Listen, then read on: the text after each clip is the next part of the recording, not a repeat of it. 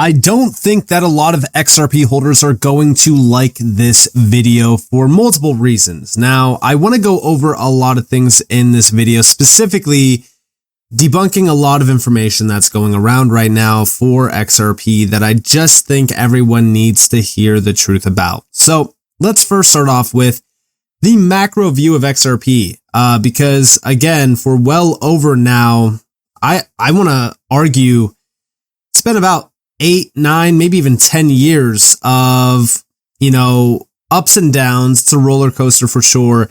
But during that time, we have witnessed many crazy ideas, speculations, and this has led to a ton of misinformation being, thrown around as well when it comes back to XRP and even Ripple. One of the biggest things lately that we've been hearing about is this supply shock, right? That there's going to be a supply shock for XRP. And I've talked about how we get to a supply shock multiple times on this channel. And, I do think that at some point, there's going to be multiple supply shocks for a lot of these utility-based projects if they are utilized the way that we suspect them to be utilized. And that's just going off of simple supply and demand metrics. But right now, I think that we need to focus on the truth here, which is the fact that we're not going to see a supply shock, anytime soon. And it's for multiple reasons. But before we really get to that point, there's also been a ton of FUD around XRP in prior years as well. That's still ongoing. In fact, one of the biggest things that we've been seeing around XRP that's very negative is, of course, this one down here, actually, which is the XRP escrow unlock. So when it comes back to the escrow unlock, yes, it's 1 billion XRP that we see nearly every single month unlocked from Ripple. And this causes so much drama every single time. It's actually interesting that, it kind of feels as though people are watching this every single month to make posts about it.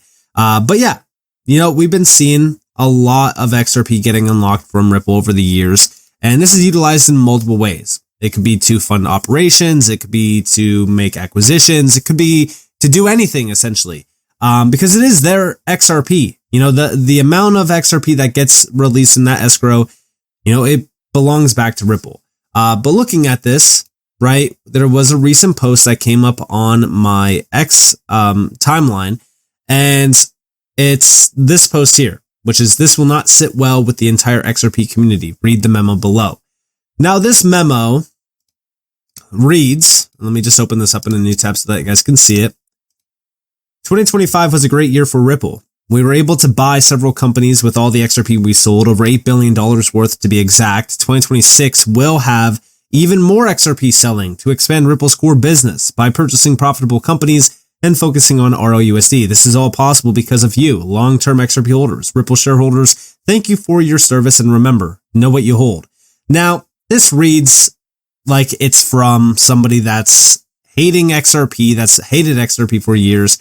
Is there a lot of truth to this? Yeah, sure. There's definitely a lot of truth to the fact that Ripple has sold XRP for years now. It does expand their core business. It allows them to, expand rapidly through multiple ventures. And of course, yes, they are focused on ROUSD, but they're also fully focused on XRP. But the main reason why I'm bringing this up is because this has started to lead to a lot of people fudding this post and fudding the idea of, this escrow service. And even Crypto Airy did say, important, anyone can add any message to escrow transactions. And yes, anyone can. So if you're looking at this and you're reading this and concerned, number one, this is probably some random person in the community adding this memo, somebody that's pretty negative on XRP. And anyone can do this, but there's definitely a lot of truth to it as well. I'm not going to, sit here and say like, oh, Ripple's not selling XRP. They would never sell XRP. No, they do sell XRP.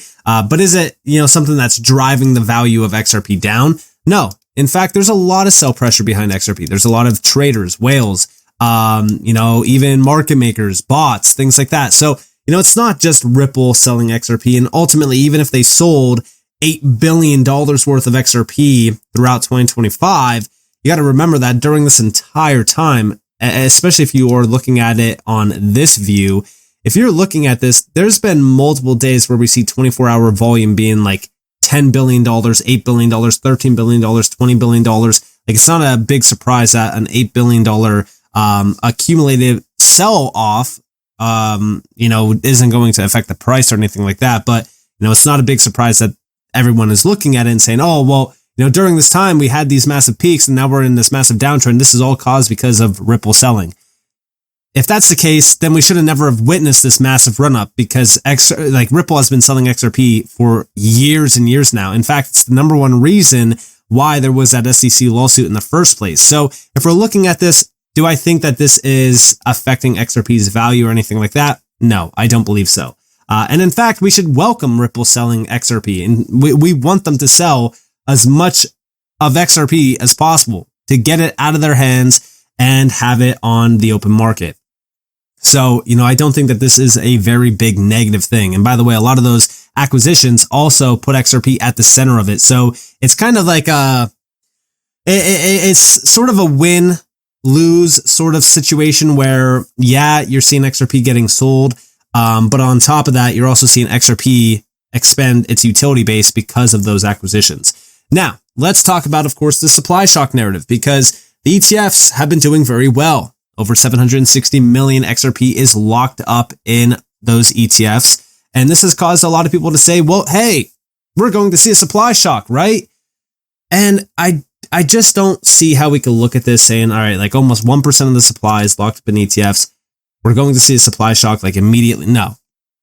But if we start to see these ETFs have massive amounts of inflows and we start to see the demand rise even more, and we start to see utility around XRP becoming, a big deal, where XRP is being utilized in a massive way every single day, then yeah, we could get to that supply shock, situation. But I think that we're quite some time out from that. And, my best guess was like the 12 to 18 month period. We'll have to see what happens in that 12-month period, because I'm looking at it from a clarity perspective. Like, if we get clarity and everything lines up, then that's great. But what's the chances of that happening? It's probably pretty low. But I'm still hopeful that XRP will perform pretty well in 2026, regardless of the supply shock theory.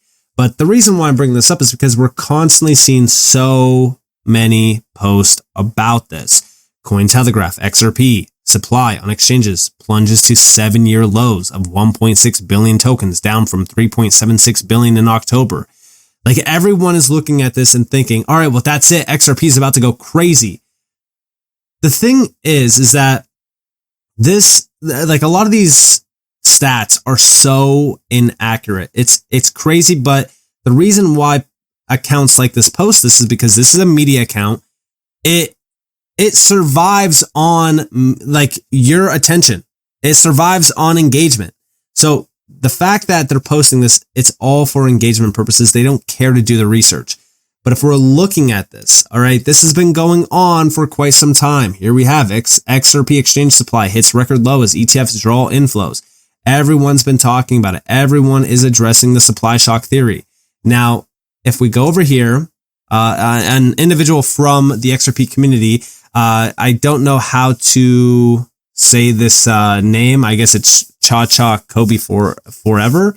Hope that I'm saying that name correctly. But regardless, they created this website where you can see a daily update of how much XRP is on exchanges. This is incredible to see, and we could see the full tracking list, right? We have the complete exchange ranking. We also have the website. This is what it looks like. I do have it open. We do have the market overview. 41 exchanges are being tracked. And we also have this change since February of 2025, which is over 8 billion. So over 8 billion XRP has hit exchanges. We do have here the market overview, total XRP holdings over 16 billion. And we could see, just going over the actual holdings, Upbit is number one with over 6.2 billion XRP. The balance back in February of 2025 was about 5.9, almost 6 billion as well. We did see XRP change about 267 million. Also Binance, back in February of 2025, they only had almost 800 million. Now they have 2.5 billion, change of 1.7 billion. And we could see this going throughout the entire list. So when we're looking at what's happening here, again, we're not at the area of a supply shock at all. In fact, a lot of what we're reading on X is just inaccurate. This is where we get to the point of like XRP holders hating this video because everyone's been hoping for the supply shock to, push the price significantly higher. But this has also led to a lot of people like Leonidas also talking about the supply shock narrative.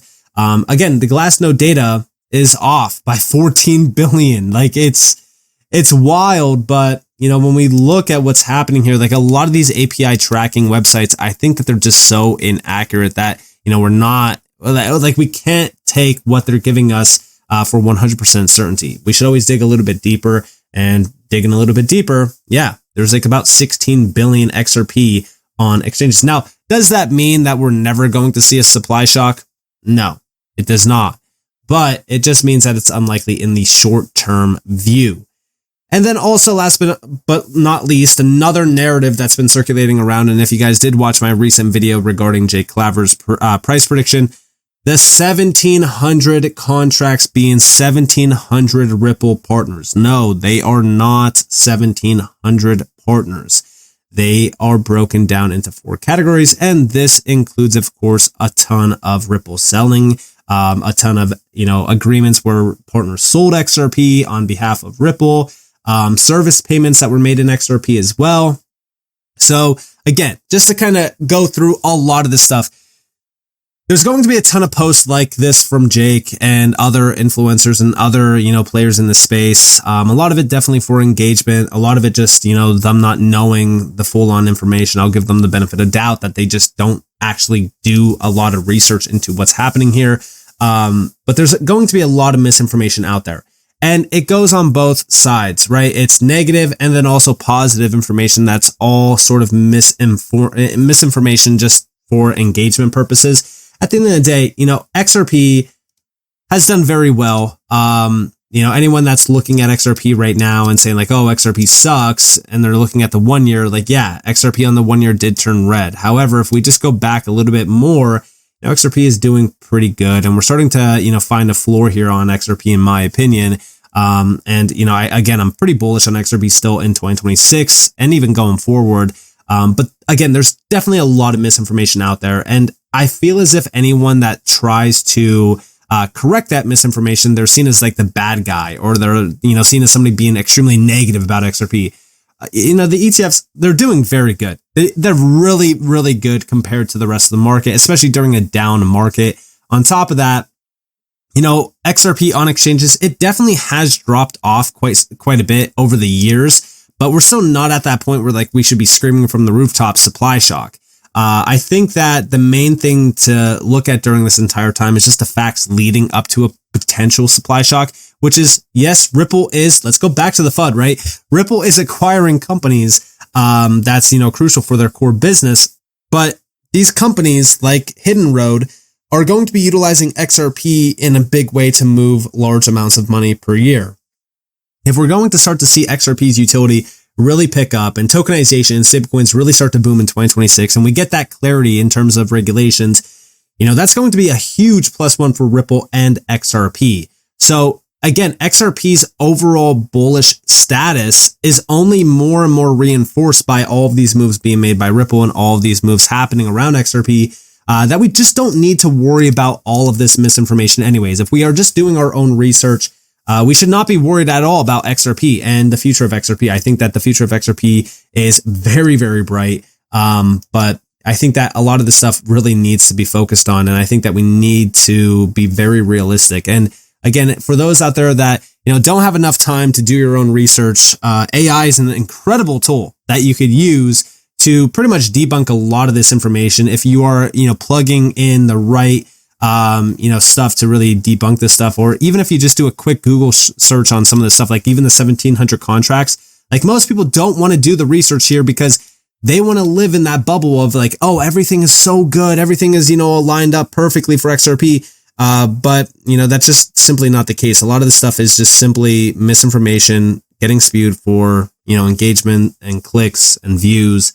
But yeah, I hope that kind of, gave you guys an insight on what's been happening lately. I know that a lot of XRP holders are just simply not going to like this video. And I you know, it's okay. I understand, but I know that a lot of you will also see value in this video as well. So with that being said, I hope that you guys enjoyed this video.